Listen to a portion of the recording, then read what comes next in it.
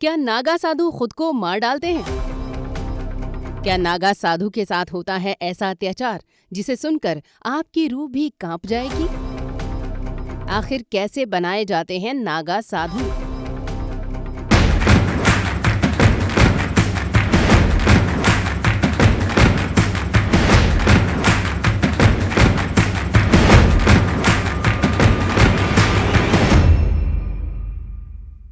दोस्तों, आज द कर्मा आपको ले जा रहा है नागा साधुओं के उस रहस्यमयी संसार में जिसके बारे में शायद ही आपको कुछ मालूम हो। कुंभ के मेले में आने वाले हजारों नागा साधु कहां से आते हैं और कुंभ के मेले के बाद वे सारे नागा साधु कहां गायब हो जाते हैं?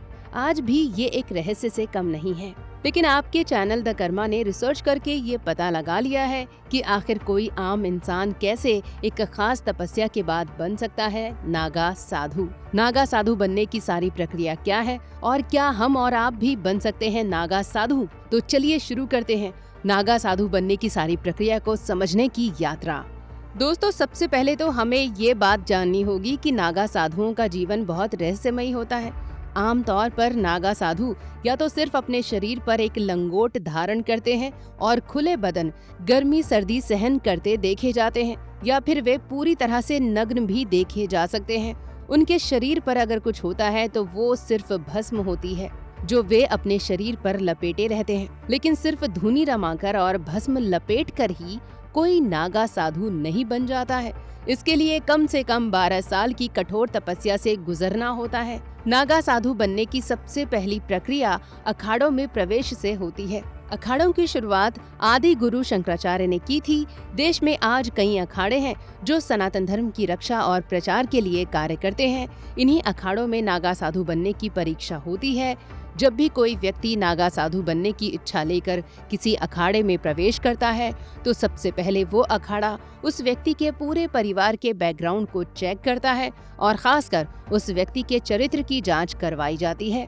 जब अखाड़े के प्रमुख महामंडलेश्वर और आचार्यों को ये लगता है कि जो व्यक्ति नागा साधु बनने के लिए अखाड़े में आया हो वो चरित्र से शुद्ध है, तब उसे अखाड़े में प्रवेश दे दिया जाता है। इसके बाद नागा साधु बनने की इच्छा रखने वाले को सबसे पहले ब्रह्मचर्य की परीक्षा से गुजरना होता है। उसे आजीवन ब्रह्मचर्य पालन की दीक्षा लेनी होती है। ब्रह्मचर्य का पालन करने का अर्थ होता है कि वो किसी भी स्त्री को माँ और बहन की नजर से देखे और किसी भी स्त्री के साथ उसका कोई भी शारीरिक संबंध कभी न बने।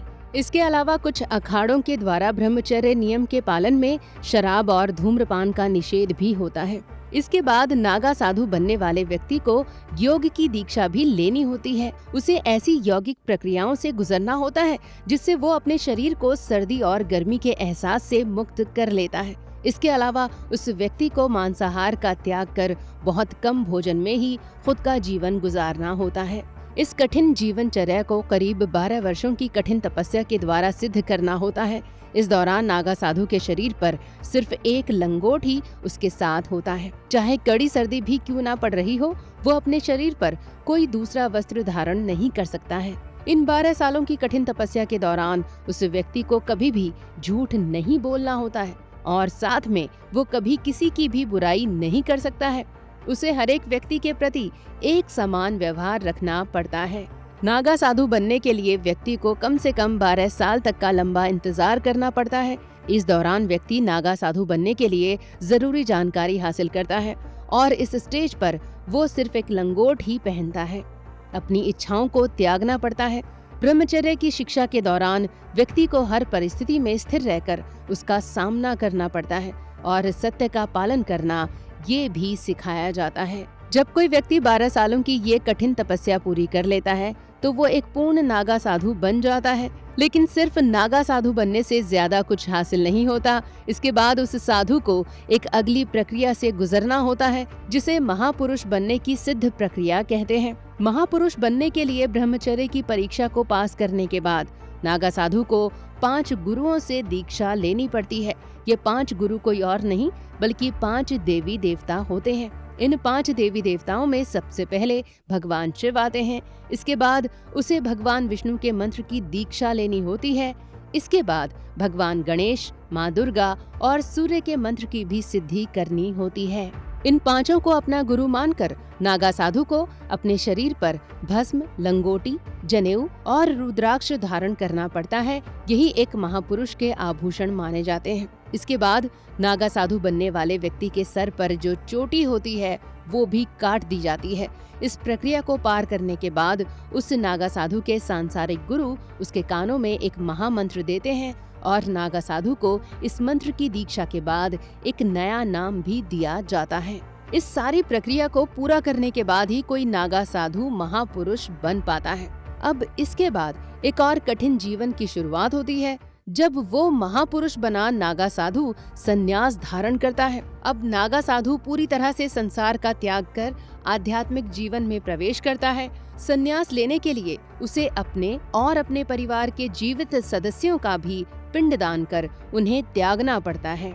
इस पिंडदान की प्रक्रिया को बिजवान कहा जाता है। इसके बाद नागा साधु को सारी जिंदगी सिर्फ भिक्षा मांगकर ही जीवन निर्वाह करना पड़ता है। यहाँ तक कि वो दिन में सिर्फ 7 घरों में ही जाकर भिक्षा मांग सकता है। अगर उसे भिक्षा नहीं मिलती तो उसे पूरे दिन उपवास करके ही गुजारना होता है। नागा साधुओं का जीवन इतना कठिन होता है कि वे किसी घर के अंदर नहीं रह सकते और उन्हें धरती पर ही सोना पड़ता है। सोने के लिए बिस्तर का इस्तेमाल भी कोई नागा सन्यासी नहीं कर सकता है। नागा साधुओं को या तो सिर्फ लंगोट धारण करने की अनुमति होती है या फिर कुछ मामलों में उसे पूरी तरह से निर्वस्त्र यानी नंगा ही जीवन व्यतीत करना होता है, चाहे कितनी भी सर्दी का मौसम क्यों न हो। ऐसा माना जाता है कि संसार में कोई भी व्यक्ति अगर निर्वस्त्र पैदा होता है तो उसे सारा जीवन निर्वस्त्र ही रहना चाहिए। हाँ, अपने शरीर को ढकने के लिए वो भस्म लगा सकते हैं। नागा साधु कभी भी किसी के सामने अपना सिर नहीं झुकाते और न किसी व्यक्ति की बुराई करते हैं। सिर्फ किसी बड़े सन्यासियों के आगे ही अपना सिर झुकाते हैं। इस सारे कठिनाई भरे जीवन का चरम होता है एक दर्दनाक प्रक्रिया से गुजरना, जिसे लिंग भंग की प्रक्रिया कहा जाता है। इस चरण में सन्यासी को अपनी काम भावना का अंत करने के लिए अपने लिंग को तोड़ना होता है। लिंग भंग की प्रक्रिया रात के अंधेरे में कीर्ति स्तंभ अखाड़े में की जाती है। इस अखाड़े में 4 सन्यासी महंत अंधेरे में उस नागा सन्यासी के ऊपर जल डालते हैं और फिर पूरी ताकत से उसका लिंग तोड़ देते हैं।